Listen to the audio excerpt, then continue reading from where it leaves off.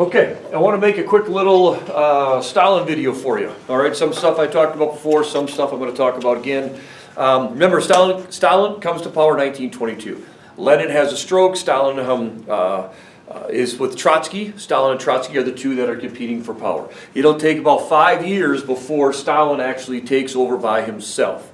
He has to get rid of Trotsky, so he has to manipulate things. He has to ally with Trotsky's enemies, and then he turns against his allies that he was just allies with. The bottom line is he consolidates power, and he becomes the sole guy in charge, 1927. The key to his power, his rise in power, was the fact that he was a member, the leader of the Communist Party. Trotsky was in there as well, but Stalin was the voice. He was the key part. He was the representative of it. So by having that power base, the Communist Party, even though Trotsky was in there too, that's what he uses for his power base. All right. So I want to talk a little bit about this stuff. I kind of talked about some of it already, but let's just go through it real quick. The NEP was the new economic program. That's what Lenin kept in place after World War I. This is a little bit of basic capitalism. You could sell some of your extra goods. Farmers got to keep the land. It's not communism, but it's very smart for the time.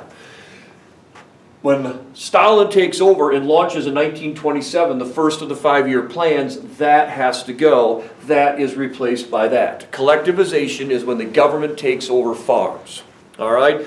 The government's going to take over farms so that they need fewer farmers and more people to work in the factories.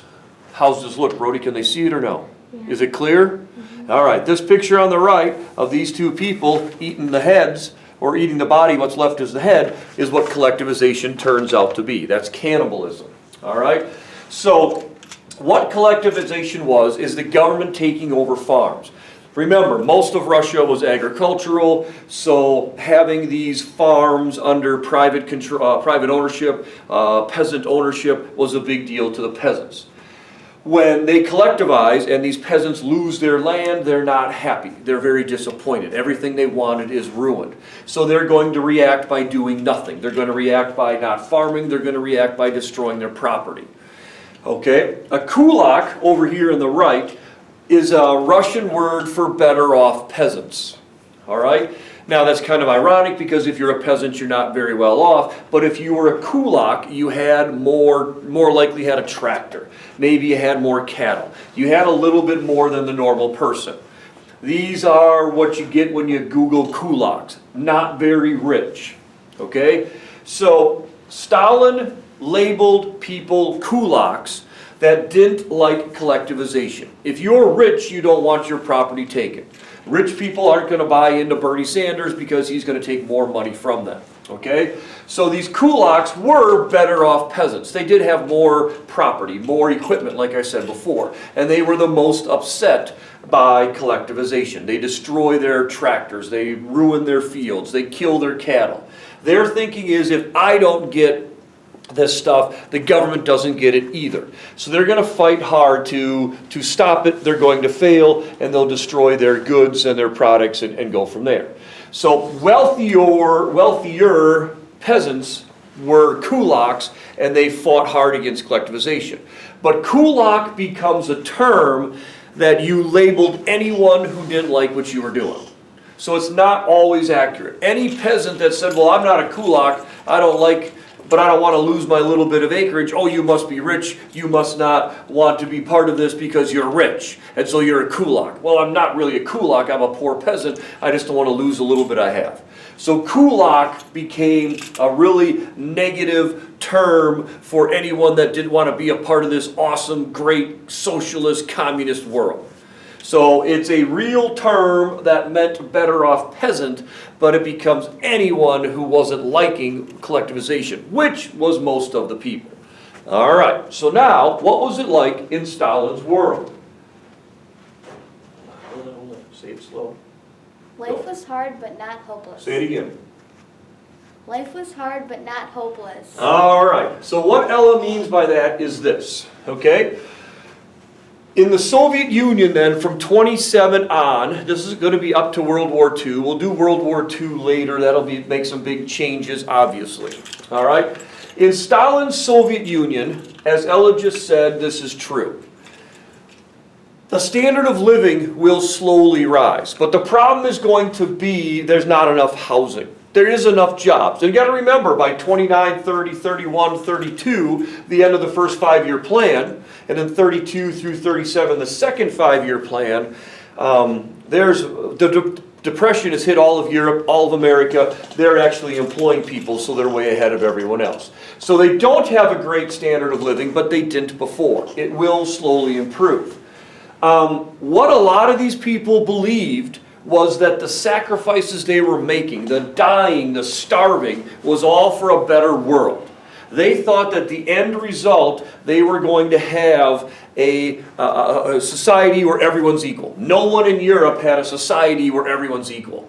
So yeah, we're sacrificing now. Yeah, times are tough now. But we're making a better world that everyone's going to be jealous of. We're creating a world that is better than anything else. So it's worth the sacrifice now. So they thought that the sacrifice now would lead to a better world in the future. The key, though, is going to be education. They will actually promote education and create a lot of more schools, mostly teaching technical education. So your Waukesha County Technical College kind of thing. They don't need a lot of 4-year degree people. They need a lot of 1-2-year degree, run a machine, be a simple engineer, map a lot of stuff out, make a lot of things real quick, and that's how we're going to industrialize quickly. Because if you remember 5-year plans, the big goal was heavy industry. We need lots of people in factories making lots of stuff. Okay? So they promoted education. They wanted you to get education. They wanted you to have skills. They wanted a lot of these farmers to not be farmers and move to cities, learn a skill, and help us industrialize. If we become really good farmers with a smaller number, that's a lot more people that can do this. So the education, hands-on, practical, engineering, to work in factories, make a lot of goods, that's how we're going to make the world better. It's a great opportunity if you are a hard worker and a smart person. The problem is, this is just the beginning. By the time we get to the 50s and into the 60s, there's no more motivation to be better. They've got the people doing what they need the people to do, and it's no longer, there's no longer motivation to work harder and be better. All right? Stalin's Soviet Union was actually a plus for women. If you were a woman, this was probably one of the better places to live, at least in terms of opportunity. There was lots of jobs, including doctors. They had a lot of female doctors. The reason being, it's mental. It requires intelligence, and obviously women are smart. So we'll make the strong men go to factories and do the hard labor, while we'll have women be doctors, because obviously we need doctors. The divorce, or the right to get to divorce, that goes back to socialism. That goes back to the 1850s and Charles Fourier and all those kind of guys. Women's equality. You can divorce your husband just like your husband can divorce you. And the women that were making sacrifices, like you see in this propaganda over here, they're making sacrifices just like everyone else. We're getting more out of it than a lot of other people, and we're willing to do our fair share to make things better. So you got propaganda over here. Young man, young woman, good looking, strong, educated. They got their books, looking to make the Soviet Union better. There's Stalin, there's Lenin head, there's the red flag, the communist kind of flag, at least a red color. And then you have the old woman here as well, making her sacrifices, doing her part. You got the guns in the back, leading the soldiers forward. Everybody had a role. And propaganda is a huge part of this world. It plays a huge role in trying to get people to buy in. So the young people, well-dressed, well-educated, you can make a difference. Let's push this thing forward. Let's make this world a better place. And again, they thought they were making an equitable society that no one else in Europe had. Everyone else in Europe had these class divisions, lots of problems, and they don't have them here because of communism. All right. Now the bad part. The other part is not all great, but at least it sounds good. Culture will be controlled by everything. if you're not buying into this, if you're not buying into this and the sacrifices, if you're one of these rich peasant kulaks, or if you're anyone that doesn't like what's going on, he's going to go after you. All right? He will launch this reign of terror, featuring show trials and a lot of his loyal subjects murdered. All right? They're called purges. Purges. He's going to purge society of people he doesn't like. There's a whole bunch of examples. His wife will die one day. Most people pretty sure he had her murdered. They were having a dinner party. She started criticizing some of his actions. He told her to shut up. Later that day she committed suicide. People are pretty sure she was murdered. This Kirov guy, he was the leader of Petrograd, with Stalin being back in Moscow. He was very young, very popular, very energetic. People thought one day he could lead the Communist Party after Stalin. Well, Stalin got wind of that, and one day again he was murdered. It's kind of an interesting story. He's called down to his office in St. Petersburg in Petrograd late at night. His bodyguards don't go with him. He goes up to the second-story window where he's second-story office where he's murdered. The murderers can jump out the window, run away. No one ever captured them. Well, they're pretty sure it was all organized hit because this guy was too much of a threat in Stalin's eyes to Stalin. Even old Bolsheviks, even people that were with Stalin and Trotsky, way back when the revolution started, they'll be purged. They'll be rounded up and they'll be executed. They will be given a trial. It's really just a show trial. It's covered by the papers. You can go watch it, and everybody confesses. Well, why would they confess? Why would they go along? It kind of goes back to the point from a couple slides away. It's this whole idea of sacrifice, of commitment, of we're making a better place that everyone wants to be a part of. If Stalin is our leader and he thinks I need to go, they buy into it. By denouncing Stalin, by being anti-Stalin, maybe they'll slow down this cause, this communist society that everyone thinks is equal and going to be better. So this dream of equality. So a lot of these people will be executed. You got the kulaks, you got the peasants, you got the old Bolsheviks, you got future young leaders, you got his wife. Pretty much anyone gets in his way, purges them. 30s was famous for purges. After World War II, he'll purge a whole bunch of generals that helped win the war. He gets rid of these people. All right. The old Bolsheviks include Trotsky. He'll be ice-picked in Mexico City in 1940. So he'd been gone for, 15, 13 years, and Stalin doesn't want him alive, doesn't want him around, hunts him down, has his people hunt him down, ice picks him to death, and he's no longer a threat. So purges are a big part of the Stalinistic world. All right? So culture, it's going to be movies, it's going to be newspapers, it's going to be art. Paintings of Stalin are everywhere.